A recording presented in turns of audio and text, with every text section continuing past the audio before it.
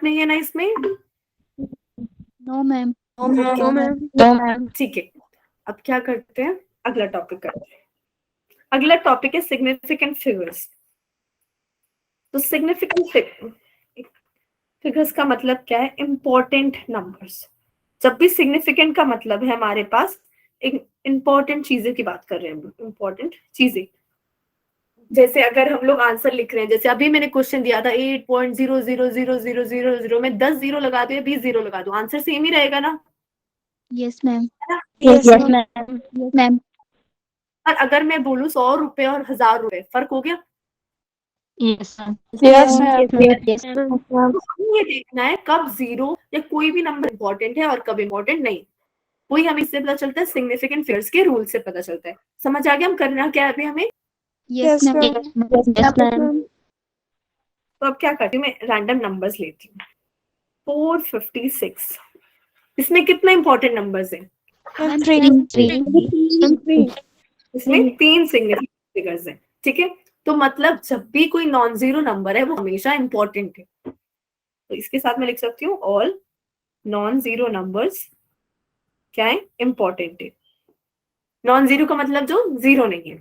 अब मैं क्या करती हूँ, इसके पीछे जीरो लगा देती हूँ। अब बताओ कितने इंपॉर्टेंट नंबर्स हैं? 4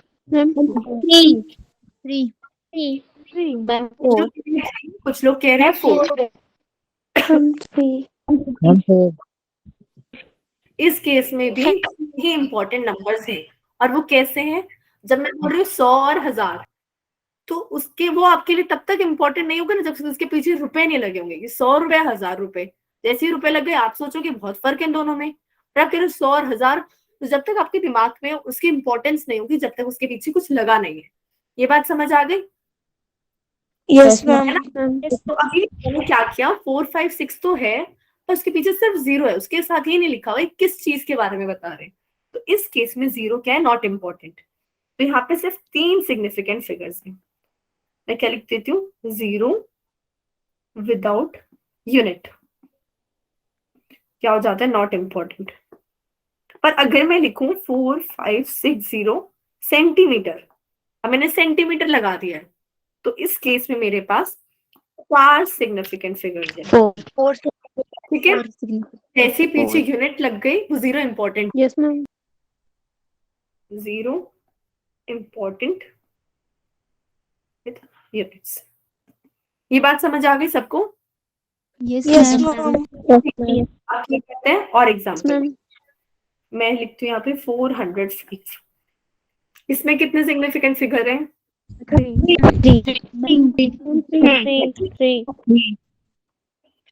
इसमें जीरो भी इंपॉर्टेंट है, क्यों? क्योंकि नंबर के बीच में आ रहा है।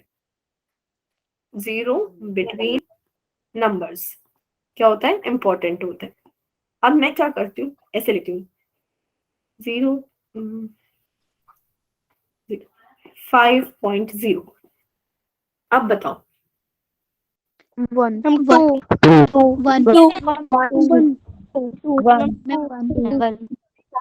इसमें 2 सिग्निफिकेंट फिगर्स है। जैसे ही ये पॉइंट लग जाता है ना और उससे पहले नंबर वो जीरो इंपॉर्टेंट है, वैसे लिख सकती हूँ इसमें 2 सिग्निफिकेंट फिगर है।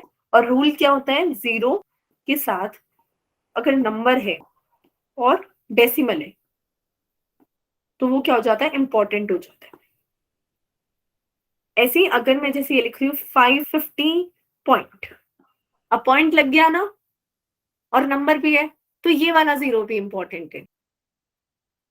इसमें भी कितने हैं? 2 सिग्निफिकेंट फिगर है।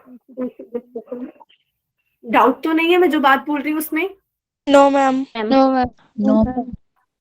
एक अलग सा पॉइंट, वो क्या है, अगर मेरे पास ऐसे 0.05 जीरो, इसमें बताओ कितने सिग्निफिकेंट फिगर है? 2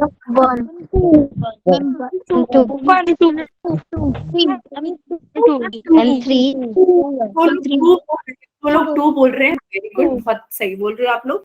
इसमें 2 सिग्निफिकेंट फिगर्स है, क्यों? सिर्फ ये वाले दोनों इंपॉर्टेंट है। जब तक जो जीरो है उससे पहले कोई नंबर नहीं है, जैसे आप 100 के पीछे कितने भी जीरो लगा दो वो इंपॉर्टेंट होते हैं? No ma'am. पहले 100 से पहले कितने भी जीरो लगा दो वो इंपॉर्टेंट नहीं है। तो ये जो दोनों जीरो है ये क्या है? वेस्ट है। पर जैसे कोई नंबर आ गया उसके बाद 0 है और पॉइंट भी है, तो वो नंबर वो 0 इंपॉर्टेंट हो गया। तो ये क्या है, 2 सिग्निफिकेंट फिगर है। तो ऐसे लिख सकती हूँ मैं 0 No, ma'am. Without no number before. अगर 0 से पहले कोई भी नंबर नहीं है तो क्या हो जाएगा, 0 नॉट इम्पोर्टेंट। ये बात समझ आ गई आप सबको? Yes, ma'am. Yes, ma'am. किसी को किसी भी पॉइंट में डाउट है इसके? No, ma'am. No, ma'am. No, ma'am. No, ma'am. ठीक No, है, ma'am. अभी क्वेश्चंस पूछते फिर देखते हैं। अच्छा, एक और चीज बतानी है इससे पहले मेरे को। अगर मैं लिख रही हूँ ना,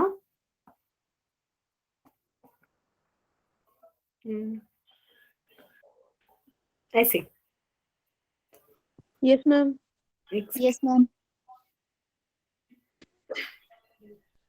हाँ, तो मैंने क्या किया यहाँ No, पे, ma'am. एक सेकेंड, ये गलत लिखा है मैंने, करेक्ट करते हैं पहले। 0.1 यहाँ पे मैं लिख देती हूँ मीटर और ये लिख देती हूँ 100 सेंटीमीटर। क्या है, कन्वर्जन सही है? पहले तो ये बता दो। Yes, ma'am. Yes, Yes, ma'am. ma'am. सब यस बोल रहे हैं? Yes, ma'am. Yes, Yes, ma'am. सबको डंडे पड़ेंगे, सबको डंडे पड़ेंगे। 1 मीटर में कितने सेंटीमीटर होते हैं? 100। 0.100 Yes, ma'am. करूंगी तो कितना आंसर आएगा?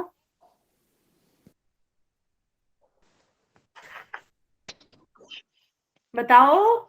0.01 into 100, 1 centimeter. 0.00 1 सेंटीमीटर। इसने बोला नेहा. Very good Neha. नेहा ने सही बोला है। देखो, मल्टीप्लाई करोगे जब आप इसे तो क्या लग जाएगा, 2 0 मल्टीप्लाई हो रहे हैं, है ना? और नंबर डेसिमल कितने नंबर के बाद लगाना है? 2 के बाद, तो डेसिमल यहाँ पे लगेगा ना, Yes, ma'am. Yes, ma'am. है ना? तो आंसर में 1 सेंटीमीटर आएगा। बात समझ आ गई? Yes, ma'am. अब देखो, अब मेरे पास है 0.01 मीटर इक्वल्स टू 1 सेंटीमीटर। अब मेरे को बताओ इसमें कितने सिग्निफिकेंट फिगर है? Ma'am, 1. 1 One. इसमें कितने सिग्निफिकेंट फिगर है सेंटीमीटर वाले में? 1. One. Ma'am, 1. तो अगर मैंने यूनिट चेंज कर दी मीटर से सेंटीमीटर, तो सिग्निफिकेंट Ma'am, फिगर 1. बदलते हैं, उतने ही रहते हैं। बात समझ आ गई? Yes, ma'am. Yes, ma'am. Okay, अब मैं क्वेश्चन पूछती Ma'am, हूँ। 1. हाँ, करेक्ट। कौन बताएगा कितने सिग्निफिकेंट फिगर्स हैं? 3. हम्म, Ma'am, 3. Ma'am, 3. 3. Ma'am, three. Ma'am, three. आप सबने बोला तो Ma'am, 3. आंसर 3 है। ये वाला important है, ये इम्पोर्टेंट है, ये इम्पोर्टेंट है। अब बताओ। मैम डिजिट्स नहीं दिख रहे। एक सेकंड, अब दिख रही है? 30.6 Ma'am, 3. 3. Ma'am, 3. 3 है और इसका 3। Ma'am, 3. अब मैं ये पूछ रही हूँ, इसमें कितने हैं? Ma'am, 2. Ma'am two. 5. Ma'am Ma'am, 2 अब Ma'am, 5. Ma'am 5 Ma'am, 5. ठीक है, बिल्कुल करेक्ट। 5. तो अब समझ आ गया कैसे देखने हैं कितने सिग्निफिकेंट फिगर्स हैं? Yes, ma'am. Yes, ma'am. Yes, ma'am. अब क्या करते हैं, सिग्निफिकेंट फिगर्स का काम क्या है? अगर मैं 2 नंबर ऐड कर रही हूँ,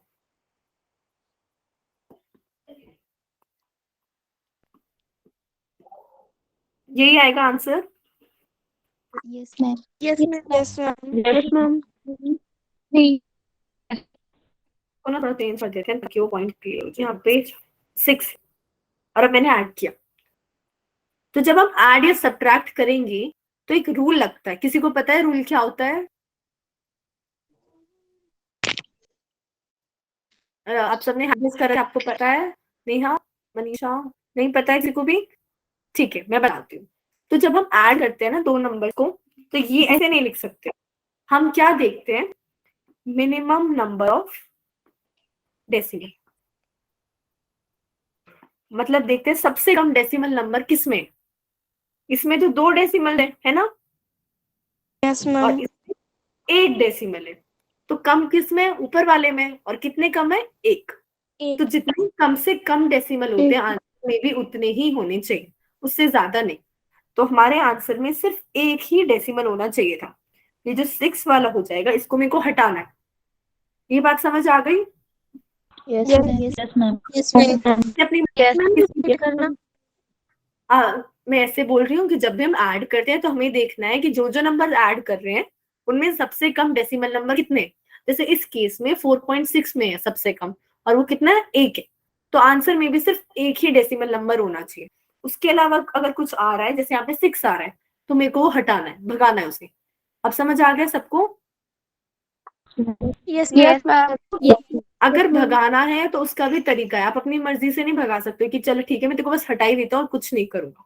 आपको क्या करना है, इसका राउंड ऑफ करना। राउंड ऑफ कराया था मैंने लास्ट क्लास में। Yes, ma'am. Yes ma'am. ये 6 5 से बड़ा है ना? Yes ma'am. Yes ma'am. क्या बनेगा राउंड ऑफ करके? Yes, ma'am. राउंड ऑफ करके क्या बनेगा? 6.7. हाँ, 7.0. 7 पॉइंट कुछ, कौन बोल रहा है? मैम 6.8। 6.8 बोला मीना कुमारी ने। 7 पॉइंट किसने बोला? Ma'am, मैं मनीषा. हाँ जी, अच्छा क्या बोला आपने? 7 पॉइंट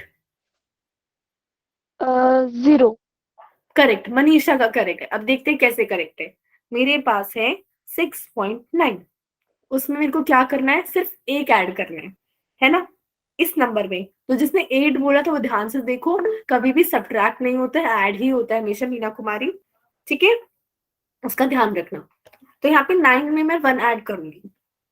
अब यहाँ पे 0 आ गया। अब आप सब ने क्या किया, यहाँ पे 6.10 लिख दिया। ऐसे नहीं होता है, मैथ्स में कैरी ओवर होता है ना, कि 1 लगता है तो अगले नंबर पे जाता है, तो वही करना है यहाँ पे। प्लस 1 करेंगे 0, और इसका जो 1 है वो यहाँ पे आ जाएगा। तो आंसर हो जाएगा 7.0। आ गई बात समझ में? Yes ma'am. ठीक है, Yes, ma'am. तो अब मैं यहाँ पे लिख देती हूँ कि एडिशन और सब्ट्रैक्शन में क्या इंपॉर्टेंट है, डेसिमल नंबर इंपॉर्टेंट है। कितना होना चाहिए आंसर में, क्या होना चाहिए, मिनिमम होना चाहिए। ये पॉइंट क्लियर हो गया? Yes ma'am. अब हल्का सा Yes, ma'am. करते हैं। अब मैं यहाँ पे क्या करती हूँ, 4.2 इंटू, 4 पॉइंट भी रहने देते हैं, हम करते हैं 0.4, इनको मल्टीप्लाई करते हैं। बताओ आंसर क्या होगा, पहले मल्टीप्लाई करके बताओ। 1.6. 1.6। नहीं, sorry. कौन बोला 1.6? 0.48. Sorry, ma'am. 0.48, very Ma'am, good. 0.48. 12 4 48 और 2 डेसिमल है तो 0.48 हो गया। अब क्या करना है, इसका आंसर, अब मैं एडिशन या सब्ट्रैक्शन वाला रूल देखूं तो आप तो बोल दोगे कि 0.5 होना चाहिए, 1 डेसिमल आना चाहिए, है ना? यस पर जैसी इवन नंबर है. हाँ जी, और तो जब भी हम मल्टीप्लाई या डिवाइड करेंगे रूल चेंज हो जाता है। अब मेरे को डेसिमल नंबर नहीं देखना, अब सिग्निफिकेंट फिगर देख रहे हैं। इसमें कितने सिग्निफिकेंट फिगर है? 2 Ma'am, 1. Ma'am. एक ही है, वो जो 0 पहले लगा हुआ है उससे पहले कोई नंबर नहीं है। जब तक नंबर नहीं आएगा वो 0 बेस है, ठीक है? Okay, ma'am. ओके, हाँ, और इसमें कितने सिग्निफिकेंट फिगर है? 2. मैम 2. सिग्निफिकेंट फिगर है। अब मेरे को हमेशा कम वाली चीज देखनी है, कम से कम सिग्निफिकेंट फिगर इसमें है मैम 0.4. 0.4 में 0.4। 0.4 हाँ करेक्ट, 0.4 में कम से कम सिग्निफिकेंट फिगर्स है, तो आंसर में भी कमी होनी चाहिए। अभी आंसर में कितने हैं? 2. मेरे को बस वो चाहिए था, इस 1 को भगाना पड़ेगा, तो इस 8 का इस बार राउंड ऑफ कर दिया, तो आंसर क्या हो जाएगा? 0.5 0.05. 0.49. एक सिग्निफिकेंट चाहिए। 0.5 0.5 0.5 हाँ देखो, ये 4 रहेगा ना, एक ही नंबर चाहिए, एक तो भाग जाएगा, और वो भागेगा कैसे, उसका राउंड ऑफ करना पड़ेगा, ऐसे नहीं। ठीक है, तो 8 5 से फिर से बड़ा आ गया, तो 0.48 में से 8 को भगाना है, तो इसमें क्या कर दूंगी, एक ऐड कर दूंगी, 0.5। अब समझ आ गया सबको? Yes, ma'am. ठीक है, तो अगर यहाँ पे जो Yes, मैंने ma'am. एडिशन और सब्ट्रैक्शन का, वहां पे मल्टीप्लीकेशन और डिवीजन के लिए क्या हो जाएगा, सिग्निफिकेंट फिगर आर इम्पोर्टेंट। और फिर से क्या होता है कि आंसर में क्या होना चाहिए, मिनिमम वाले होने चाहिए, जो सबसे कम है उतने ही होने चाहिए, उससे ज्यादा नहीं। तो ये 2 रूल आ गए मेरे पास। तो जब भी फिजिक्स में आप कोई कैलकुलेशन करोगे, तो ये भी देखना कि आप कितने नंबर से स्टार्ट कर रहे थे, और आंसर में उसी हिसाब से होना चाहिए। ठीक है, Yes, ma'am. वैसे अगर आप न्यूमेरिकल चैप्टर में कर रहे हो उसमें काम नहीं आएगा, पर बाद में आप एक्सपेरिमेंट करोगे उसमें जरूर काम आएगा। अब किसी को डाउट है यहाँ तक? No, ma'am. No, ma'am. Excuse me, ma'am. हाँ जी बोलो। मैम मेरे को ना राउंड ऑफ वाला कंसेप्ट क्लास जो एक और एक और एक और एग्जांपल, आपको राउंड ऑफ वाला कंसेप्ट समझना है पूरा? Yes ma'am. मीना थोड़ा ठीक है, एक सेकंड में हल्का सा रिवाइज करा सकती हूँ।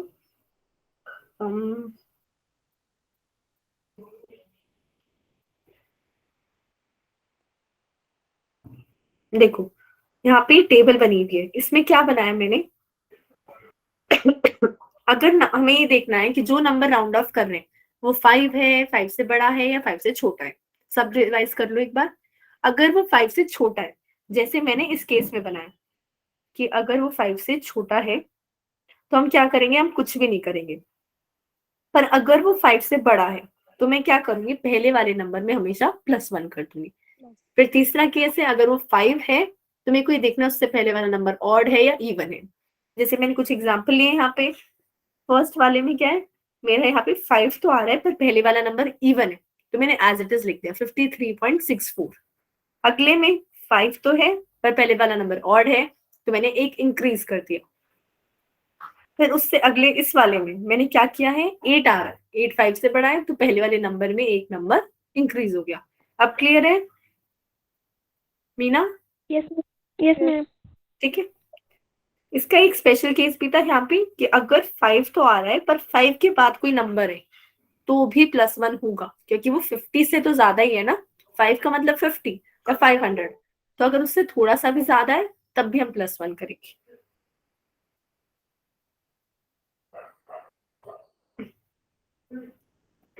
अब क्या करते हैं, आगे चलते हैं।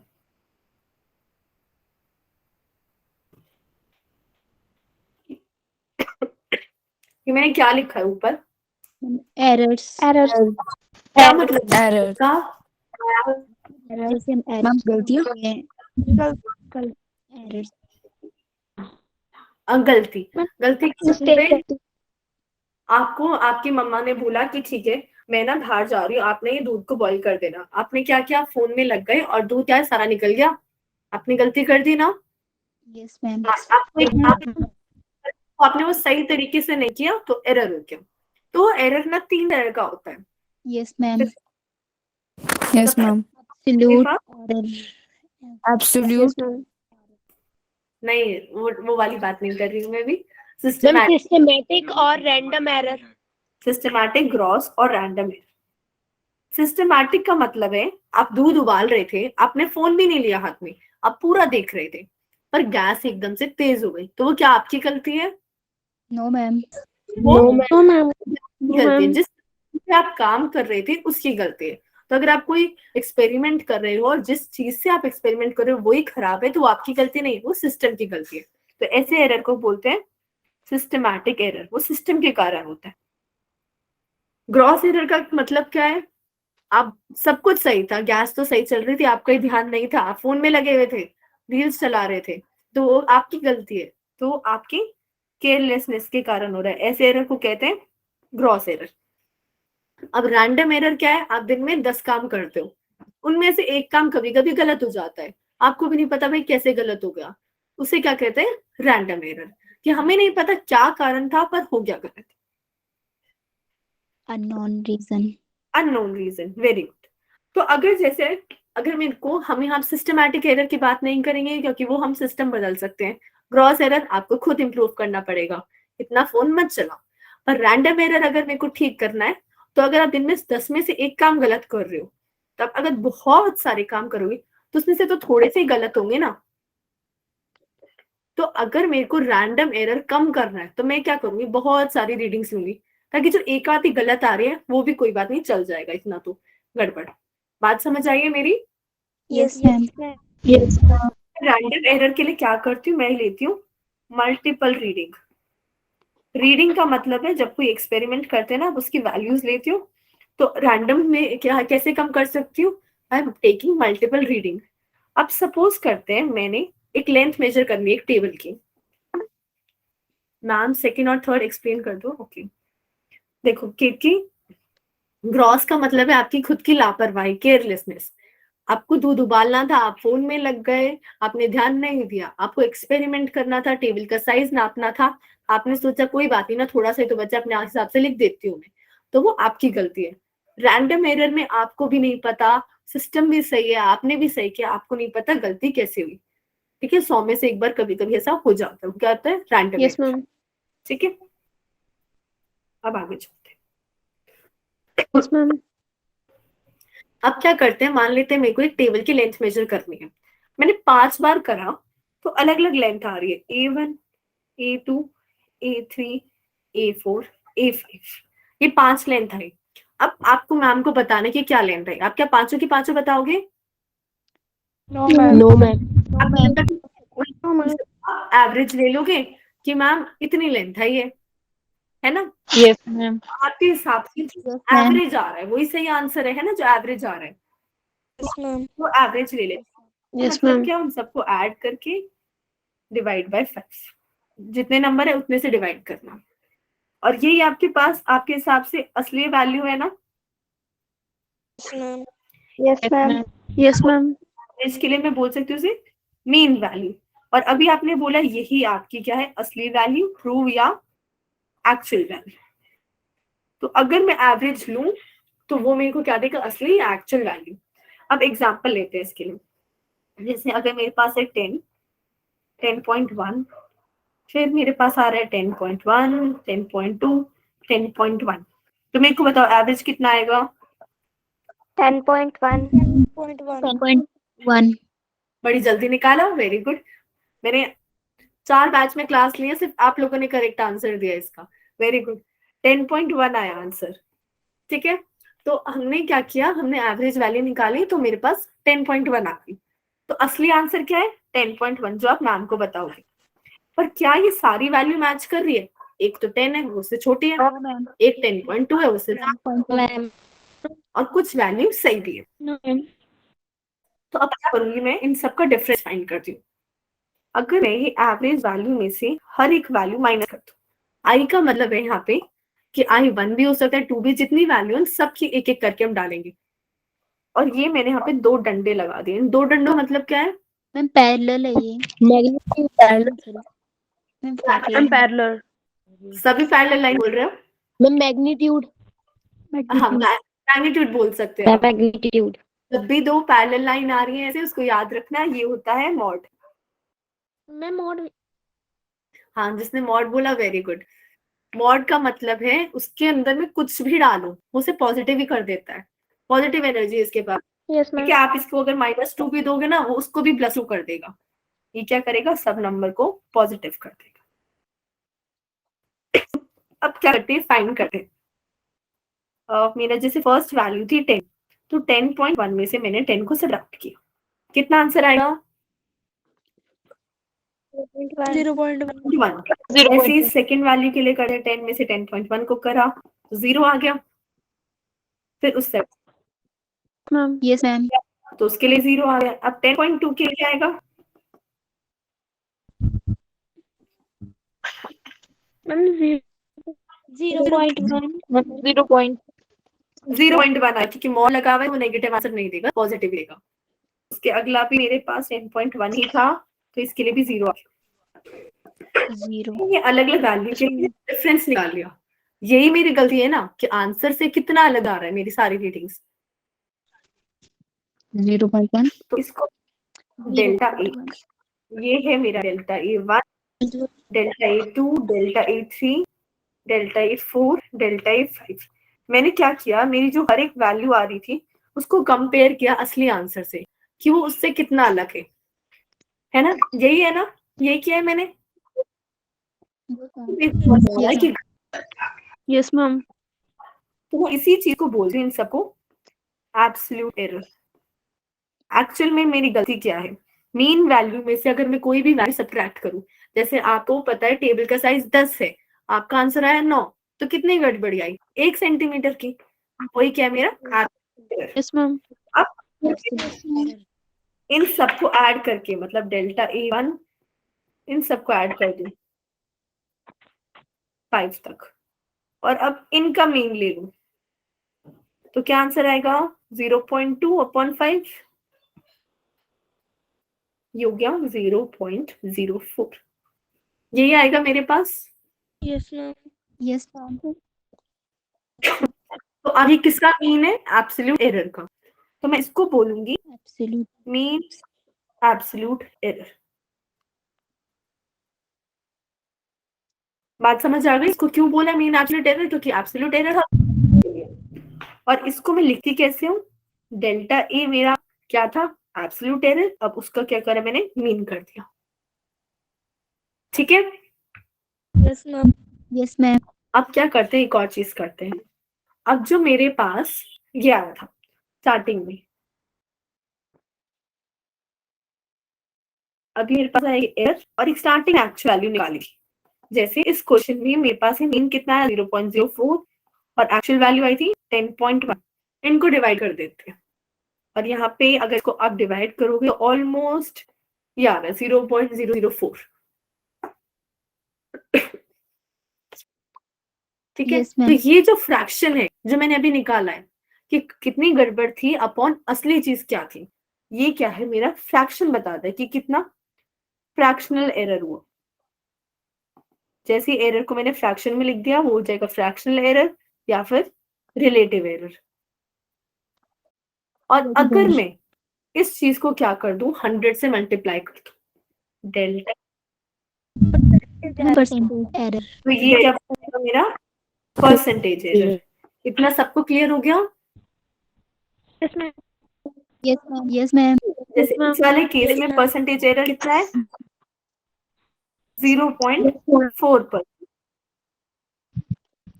अब एक चीज ध्यान से सुनना, मैंने क्या किया था यहाँ पे, अगर मान लेते हैं ये लेंथ सारी सेंटीमीटर में थी, तो ऊपर सब सेंटीमीटर का सम है ना?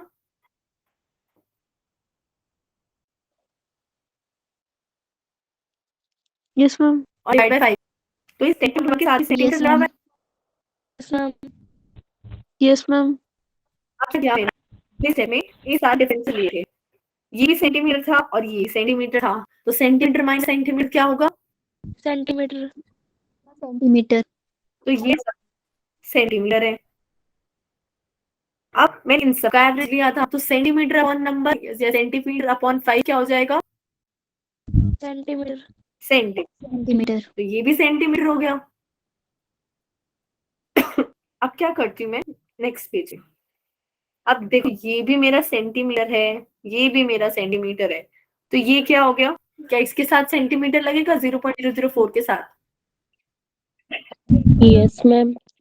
ये नहीं लगेगा, ये सेंटीमीटर और ये सेंटीमीटर कट हो जाएगा, तो उसमें कोई भी यूनिट नहीं आएगी। ठीक है? तो दो सेम चीजों का फ्रैक्शन ले रहे हैं, metre upon metre, centimetre upon centimetre, तो उसके साथ कोई यूनिट नहीं लगती है। बात समझ में आ गई? Yes ma'am. Yes ma'am.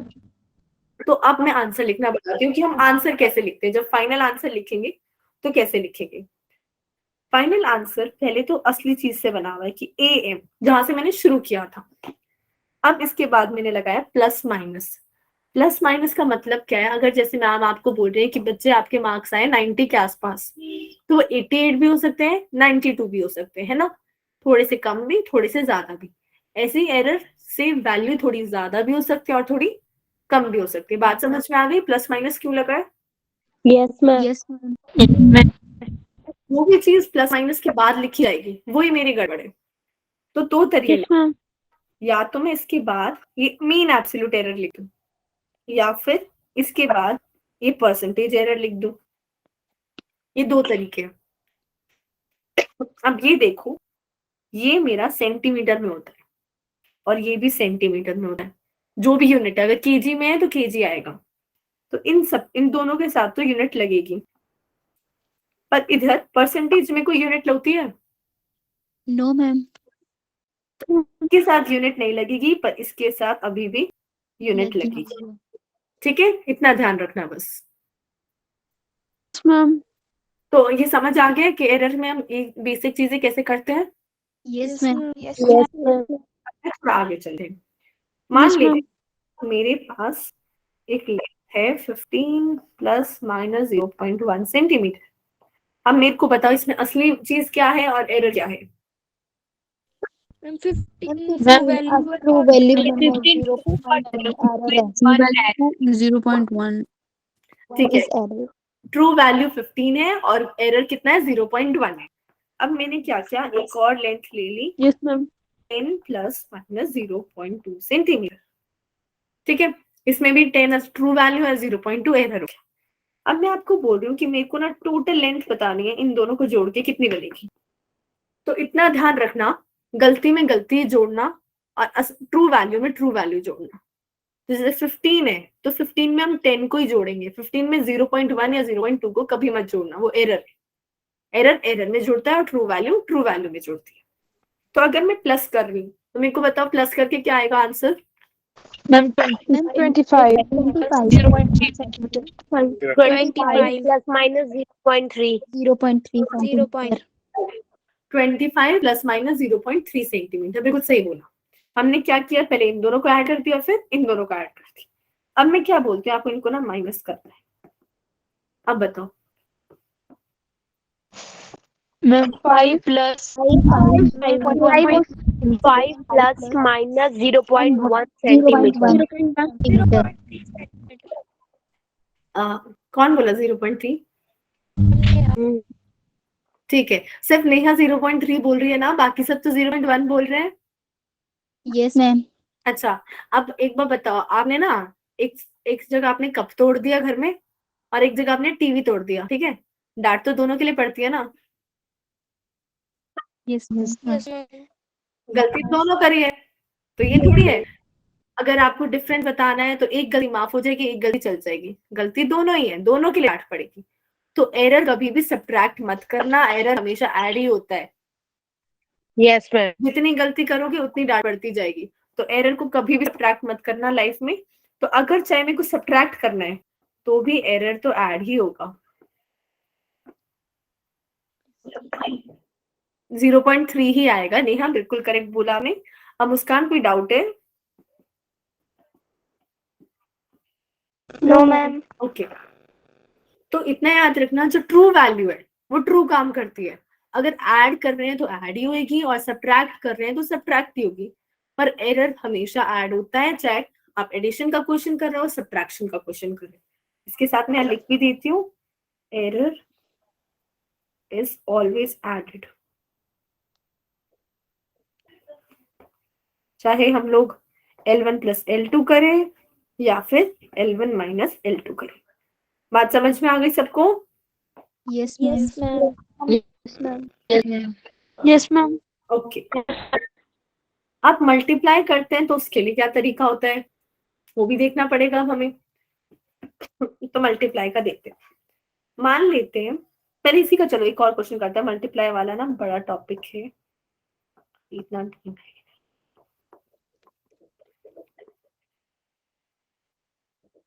ये मेरे पास टेम्परेचर है 2 जगह का। अब मेरे को कौन बताएगा T1 प्लस T2 कितना है?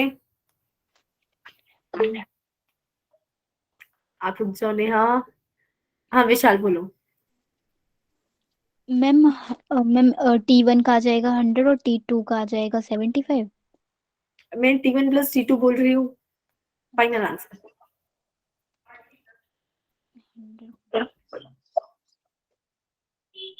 Ma'am 175 175 plus 5 175 degree Celsius. 175 plus minus 175 degree Celsius.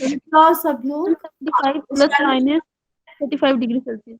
175 हाँ 175 175 plus minus 35 degree Celsius. 35 degree Celsius. ठीक है ठीक है ठीक है, मेरे को समझ आ गया, आप सबने आंसर दे दिया, वेरी गुड। कुछ नहीं समझ आया किसने बोला है, अगली बार ऐसे मत करना। T1 माइनस T2 कौन बताएगा, हैंड रेज करो। मनीषा बोलो।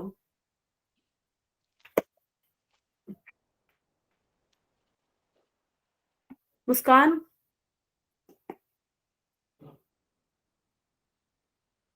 Yes, answer ma'am. हाँ आंसर बता। T1 minus T2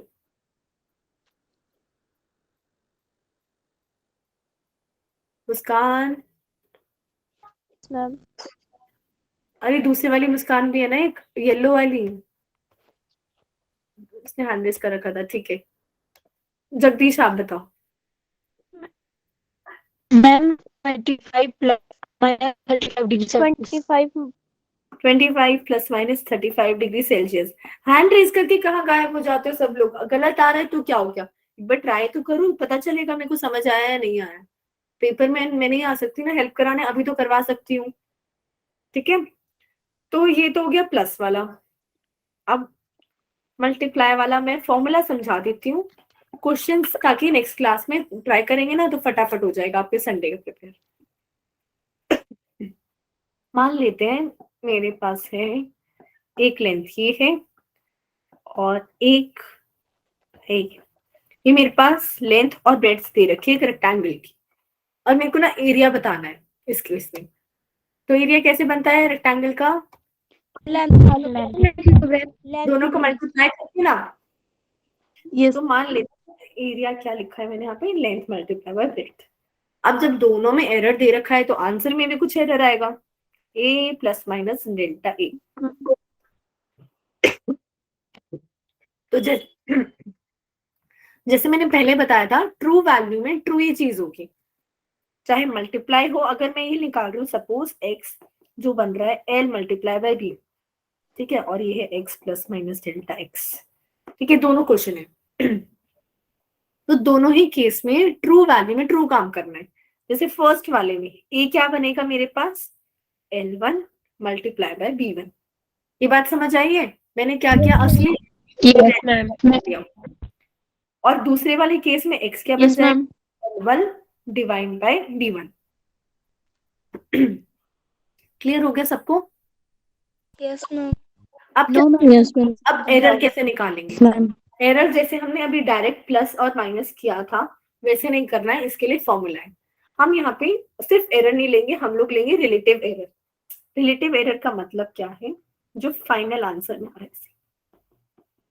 Delta A upon A.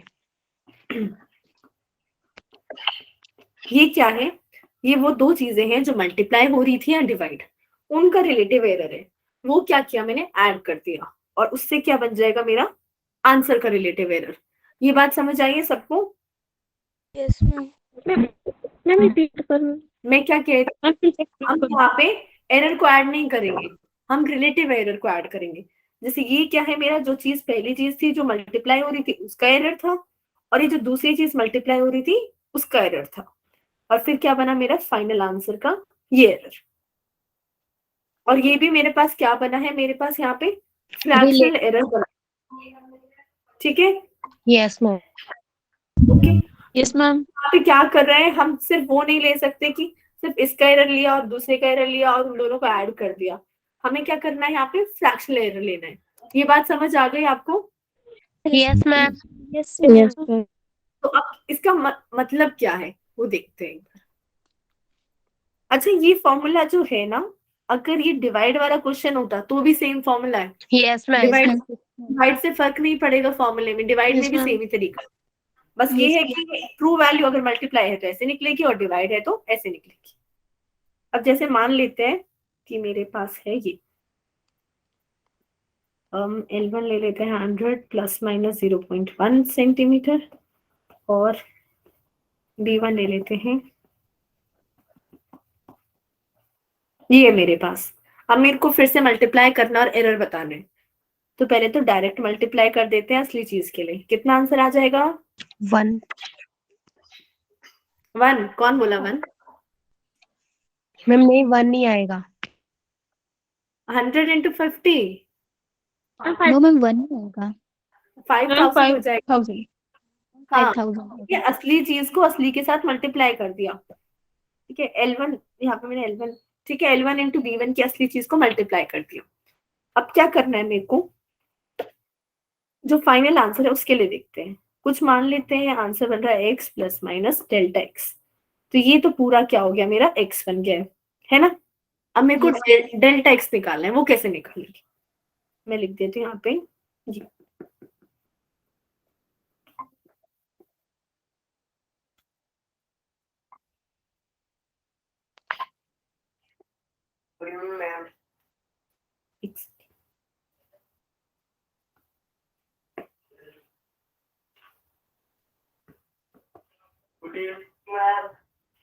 एक सेकेंड बच्चों, मैं एक दूसरी क्लास।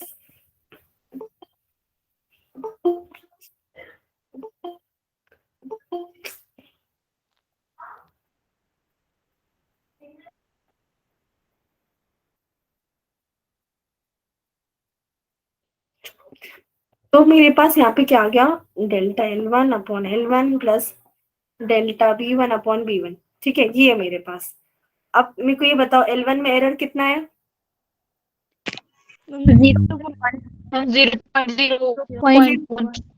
0.1 है। और असली चीज क्या है? 100. 100 मैंने 100 लिख दिया। अब डेल्टा B1 कितना है? 0.2 0.2 और B1 कितना है? मैम 50 ये है ना, तो ये मैंने ये फ्रैक्शन लिख दिया यहाँ पे। अब अगर मेरे को डेल्टा x निकालना है, तो मेरे को x की वैल्यू पता है ना, 5000। Yes ma'am. ये फ्रैक्शन की बस 5000 से मल्टीप्लाई कर दूंगी। ये बात समझ आ गई है सबको? यस ठीक मैम। है, क्योंकि ना टाइम खत्म हो गया है, तो मैं क्या करूंगी, आपका ना यहीं से कंटिन्यू करूंगी कल की क्लास में। आप ना क्वेश्चंस ट्राई करना, उस जो पेपर मैंने अभी असाइनमेंट सेंड किया ना, 2 असाइनमेंट, यस मैम। तो दूसरे असाइनमेंट भी एरर के जो मल्टीप्लिकेशन के क्वेश्चन है, बस उन्हें स्किप कर देना अभी, वो मैं करवा दूंगी आपकी कल वाली क्लास में कंप्लीट प्रॉपर। और मैं आपको ना नोट सेंड कर दूंगी सारे चैप्टर के, ताकि अगर आप Yes, नोट्स में से करना है तो आप वो भी कर सकते हो। Yes ma'am. और प्लीज ढंग से प्रिपेयर करना, और कोई भी डाउट है तो मेरे को व्हाट्सएप कर सकते हो आप लोग। Yes ma'am. ठीक है, चलो फिर कल मिलते हैं। मैं भी एंड कर देती हूँ मीटिंग, आप लोग की भी okay. Thank you, ma'am. Bye, ma'am. Bye thank you ma'am. Bye.